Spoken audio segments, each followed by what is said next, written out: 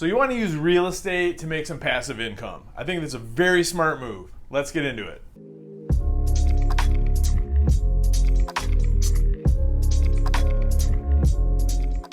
Hey, what's going on, guys? Derek here from M1 Realty. I'm the broker owner, founder of the company. Started out just with myself and a laptop on the third floor of an office building here in Ferndale, Michigan in 2014. Fast forward to today, we got the #1 real estate firm in the city of Ferndale. I've got an all-star team of agents. Whether you're looking to buy, sell, invest, rent, whatever you need, we've got you covered. So one of the coolest things about having this YouTube channel is the number of people that are reaching out to me that want to invest in real estate in the Detroit market. And that's a very smart move because Detroit is one of those metropolitan areas across the United States where it really makes sense to become a landlord or to flip home. Our average price per square foot rent is pretty comparable to most other cities. We might be just a tiny bit lower, but where the advantage is that acquisition costs on the property itself is way lower than you're going to spend in almost any other metropolitan area around the country. So today what I really want to talk about is if you're thinking about investing in the Metro Detroit market, what do you need to do? First thing that you need to determine is what your strategy is. Do you want to fix and flip? Do you want to buy and hold, or do you want to do both? Because depending on your strategy, the type of house that we're looking at, the price point, it's all going to be different depending on what your strategy is. So let's talk fix and flip first, because that's going to be a little bit of a less involved strategy, if that makes any sense. So what we need to do, #1, the most important thing is to determine if you have the ability and the time and the money to do the rehab work yourself. So for my investors who are in the market already in Metro Detroit, who are local to the area, it's going to be a whole lot easier for you to make money doing flips. Now, if you're not local to our market and you want to start flipping homes, it's possible, but the most important thing for you is to find a contractor who you can trust, who's going to do that work for you, do a good job, do it quickly, and not cost an arm and a leg, because that's my biggest fear. As someone who, has a fiduciary duty to make sure that you are, that I'm setting you up for success, especially obviously if you use me anyway as an agent, is to make sure that you're not going to get yourself into a situation that you can't get back out of. And I know I talked about this last week in a video as well. But really, that's my main concern, is because the contractors, we got some great contractors here, don't get me wrong, but the great ones tend to be booked up well in advance, and they're not cheap. So if you've got $50,000 of potential equity in a house and they're going to charge you $45,000 to do the rehab, doesn't leave a whole lot of room left for you, right? That's not to say that it can't be done. We just need to be a little more patient on which properties we acquire. And especially in this kind of market with super low inventory, there's still a lot of investors that are out there looking. So you kind of need to be really aggressive on the price. There's a lot of variables that go into it. So long story short, fix and flip. Make sure you've got a really good handle on what that rehab cost is going to be, what the timeline is going to be on that. And the rest of it I can handle. I can tell you, what you're going to pay for that house, and I can tell you what it's going to be worth when you're done with it. So that part we got unlocked. But the rest of it, the expensive part, is something that you really have to look into. And like I said last week as well, I'm not a general contractor, so I can definitely point you in the right direction on tradespeople, skilled trades, handymen, you name it. But at the same time, being the point person on a major rehab of a home is not something that's like in my wheelhouse. So I'll work with you on interviewing contractors or help you out any way that I possibly can. But that part is not really, I'm not going to be beneficial to you as far as that part goes. So now let's talk buy and hold, because I think generally speaking, most investors, especially the ones that are out of market, that's going to be where the attention is, where the demand is from investors, and I think that's probably a good move, because this market is just absolutely prime for landlords and people that are acquiring rental properties. Like I said last week, the best to me right now in this market that we are currently in, the best strategy is just to find like a move-in ready starter home. You can acquire those anywhere from like 120 up to about 180, 190, depending on the market that we're in, the city that you want to be in, and just turn them around and rent them. I mean, it's not that hard. But before we get into it, here are some things that you need to kind of know, so that when you're ready to, to start purchasing, we're really ready to start purchasing. So first and foremost, need to determine, are you a cash buyer or are you going to be using a mortgage? Now, cash is absolutely king, and in the past, I've pretty much only worked with cash investors, but there's so much demand and so many people reaching out to me that are, not in that position yet. And this market's completely different, so I'm definitely open to people who need to acquire a mortgage. There's a couple extra steps though that we need to address, and we'll get to those in a minute. But first and foremost, are you going to be able to pay cash, or do you need to get a mortgage? There's not a wrong answer on that. We just need to know up front, so that, so I know how to structure a deal. If you're a cash buyer, piece of cake, we find the house, you write a cash offer on it, you get it under contract, we're done. Easy peasy. Now let's talk about those extra steps. If you are not a cash buyer and we're using a mortgage to get you closed, we need to make sure that, that whoever you're approved with, it knows what they're doing, essentially, because as with everything in investing, and especially in this market right now, speed is everything. We need to be able to identify a property quick, get an offer in quick, make sure that loan officer is going to be able to close it quick, because not everybody can, and that's going to give us an advantage. If we get into a multiple offer situation and we're not set up properly with the right lender, we're probably not going to win those multiple offer scenarios. Whereas if we do have the right lender partner who can get a deal closed in 12 to 14 days, that makes it easy and just no nonsense, and just hammers these loans right out, gets them to the closing table, we're going to win against any other mortgage offer that they have, and that even puts us into the running with against cash. And obviously, and I've had this conversation this week with people, I do own a mortgage company as well. M1 Mortgage Lending. The whole way that I built this company is to be as fast as possible and get deals closed, so that we are in a competitive situation in multiple offer scenarios. So we definitely specialize in investor mortgages. I'm not the only game in town though. If you've got somebody that you like working with, that's who we're going to work with. This isn't an advertisement for M1 Mortgage Lending. Just saying that, if I always said, if I was going to own a mortgage company, I was going to build it in a way that would, address some of the the weak spots of other lenders that I've worked with in the past, and we definitely do. But I just submitted an offer 2 hours ago for actually an investor who found me through this channel. He's approved with another mortgage company. All good. We submitted it. We're going to use that guy if we win the bid, and no problem. I'm never going to try and flip him over to my company unless he wants to. So that's where I'm at on that. So just so you know, but we need to make sure that whoever you are working with knows what they're doing and can get deals done fast. I would,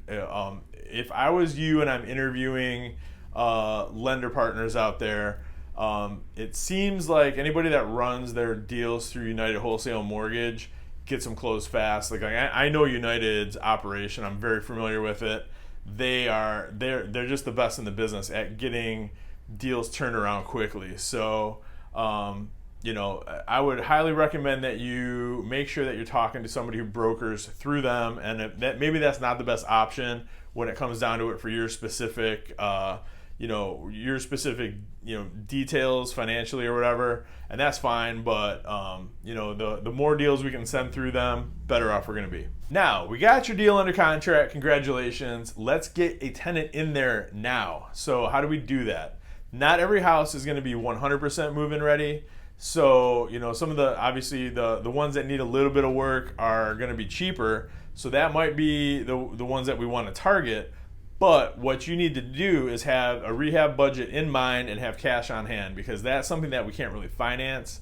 And I'm talking like handyman, electrician, tradespeople, maybe concrete, maybe an HVAC guy, something like that, depending on what each individual house needs. If we can find something that's 80% of the way there and just get it to 100%, that rehab part is going to come out of pocket. And again, I've spent 20 years vetting and recruiting a stable of skilled tradespeople, handymen, you name it. I've got awesome people that I can refer to.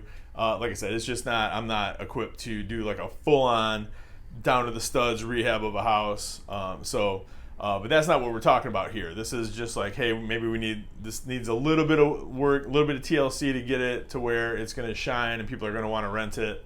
So what do we need to do? And that's obviously going to be a case-by-case basis. I can give you a real good idea of what it's going to cost before we ever even put an offer in. So there's not going to be really any hidden surprises as far as like, any hidden costs, anything like that. You just need to be ready to do what needs to be done to get it there so that we can rent the property for you. Because at the end of the day, the main thing with a rental property is every day that it's sitting empty is costing you money because you're still paying taxes on it. You're still wear and tear on the property. There's still utilities being paid on it. So we need to get a tenant in there so that that's not the case anymore. It's making you money. Now, as far as managing that property goes, so let's talk about that for a minute because that's, again, going to depend if you're in our market or if you live outside of our market. Some of my major investors that I work with that I've sold dozens and dozens of property to, I've got two major ones. They manage their own properties. So, it would drive me crazy if I had to manage 65 homes. I would go absolutely insane. I used to, at one point, I was up to about 35, and property management is just not for me. I can't. That's not something I enjoy doing. I have a hard, I can do it just fine, but that's I don't feel like I'm at my highest and best use as a real estate broker if I'm spending more time, managing a property than I am going out and finding new properties to acquire. So that being said, there are definitely some good property managers in our market, and I can introduce you to them. If you want to manage them yourself, then awesome, then we're good to go. We don't have to worry about it. If you are watching this and you're not in Metro Detroit, like that's another component that we're going to have to think about. And like I said, I can refer, there's a couple good companies, good property managers that I have no problem referring you out to. But that being said, if that's something that you want to take on your own, not a problem at all. I'll help any way that I can. My recommendation is to interview a few different property managers and just find somebody that you get that you kind of that you jive with pretty well, that you have a good rapport with. And then if you need me to meet them face to face as well, I absolutely have no problem doing that. And then one other way that I can help you with that as well is I know like a lot of times with property management companies where they'll charge you usually, I think the going rate here is about 10% of the gross rent every month would be their fee. But they also usually will charge you like a full first month of rent to place a tenant. Whereas I can save you a lot of money I have no problem running ads, placing a tenant for you, and saving you hundreds of dollars doing it that way through me, as opposed to having the property manager place a tenant for you. So we'll talk about that when the time comes. But just so you know, that's something that I'm definitely willing and able to do for you. All right, so far we've talked fix and flips. We know that you're going to have to know your budget. You're going to have to know who's doing the rehab and make sure that it's going to be cost effective for you. On the rental side, we know that we're going to have to determine whether we're paying cash or whether we're getting a mortgage. If we're using a mortgage, we need to make sure that our lender partner knows what they're doing and can get a deal done quick. And now we've also discussed property managers, so we know that we need to have somebody that we can trust to run the day-to-day management of that property. So we've done our legwork there. Now it's showtime. Let's go get a house. How do we do that? So if there is an overarching theme of this video, it's speed. We need to be able to move fast. Once we find a property that is that looks like it's a good rental property, I'm not the only person in the you know in the Metro Detroit real estate market that's working with investors that's trying to identify these properties. So we need to get there before anybody else does. So the one thing that you need to know if you're going to be working with me is I'm never going to recommend a property to you that isn't going to be a good value. So I probably preview 8 to 10 houses for every one that I'm like, well, this is a good deal. Let's where I take a video of it, send it out to you. So I'm not going to be just looking at any house. If it's a 7, I'm looking for 9s and 10s. If it's a 6 or a 7 that maybe we can make it work, and I'm going to skip it and just wait for the good ones. So rest assured, if I'm sending you a property, it's one that is going to make you money. So once you get that video, if it's just not your cup of tea and it's not going to work for you, let me know. But watch it quick. Let me know. So maybe maybe I can forward that to somebody else, or we'll just move on to the next one. No big deal. But I don't. Just because I send you a video of a house doesn't mean you have to buy it. Don't get me wrong there.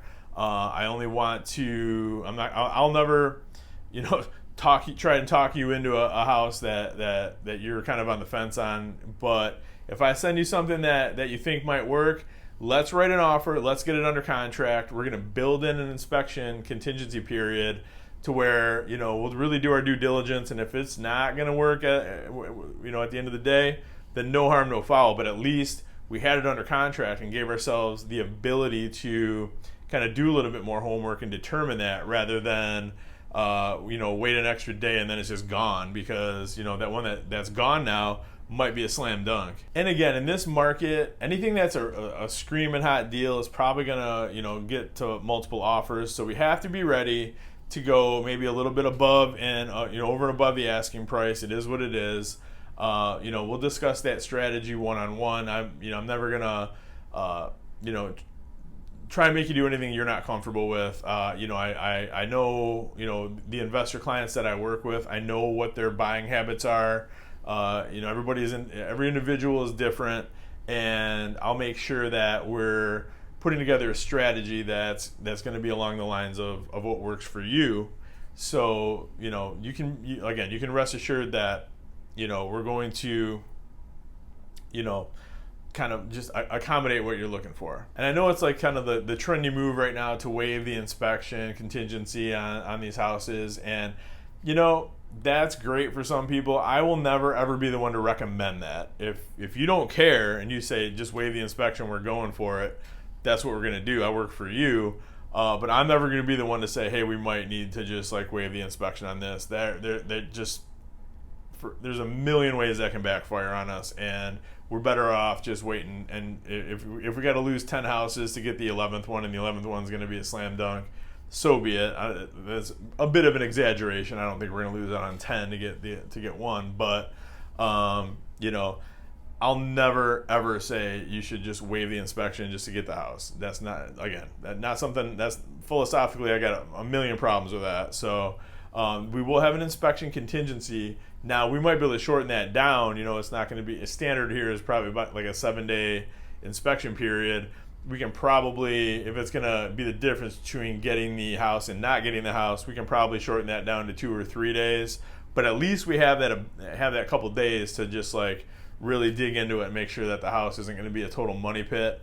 And just so you know, too, before we get to that point, I will always call my inspector, make sure they can accommodate that short of a period too, because that's the other thing. Like, all inspectors are not equal, so that's something that I've spent a lot of time vetting out and finding inspectors who are extremely thorough and prompt and that I can trust. I don't recommend anybody to you guys that I don't use for my own properties. So just so you know, you're getting the exact same inspectors that I use for my own properties when I recommend somebody. But that being said, again, this is totally your call. If you feel more comfortable using your own person, that's cool. We'll do that. So just so you know. And that's pretty much all I have for today, guys. So again, I've built my whole business working with investors and finding investment properties and just like sitting there digging into the MLS, 10 times a day, just scoping out good deals, and it's worked well for me for the last 20 years. I don't anticipate that's going to change anytime soon. So I definitely have the ability to work with more people. And I'm not strictly, working with investors. If you're looking to buy something to move into, give me a call too. I've listed and sold, 1,000 homes as well. So, but it's just part of the business that I like working with. I like working with investors and just like creating wealth for people, because this is one of those unique markets where it's, there's definitely a learning curve to it, but once you have that skill set, I mean, it's pretty predictable at this point for me to know, what a house is going to sell for, how much it's going to rent for, or how much you can flip it for, how much the rehab cost is going to be. Like, I've spent 2 decades working with banks and figuring out the rehab costs on, cost cure on bank properties, things like that. So that's totally in my wheelhouse, and I'm usually not off by much. So again, thanks for watching, guys. Really appreciate it. Give me a call if you need anything at all. Direct line is 586-491-5622. Call or text me. You can also reach me at 248-561-6155. Shoot me an email, dwerenka@m1realty.net. Facebook Messenger, Twitter, X, whatever the hell it's called now, whatever. On that, Instagram, you name it, I'm easy to find. I'll respond to you quick. And until next week, thanks so much for watching, guys. You are the reason why I make these videos, and it's awesome that this channel seems to be getting a little traction, and people are reaching out, love getting those calls, and I just love helping people out, and like I said, finding them their dream home, or helping them build wealth through investment properties, or listing and selling that house for top dollar. Is just it's fun for me. I get to do this every day for a living, and I never dread coming to work. It's just the best situation possible. So thanks for watching, and we'll talk soon, guys. Thanks a lot.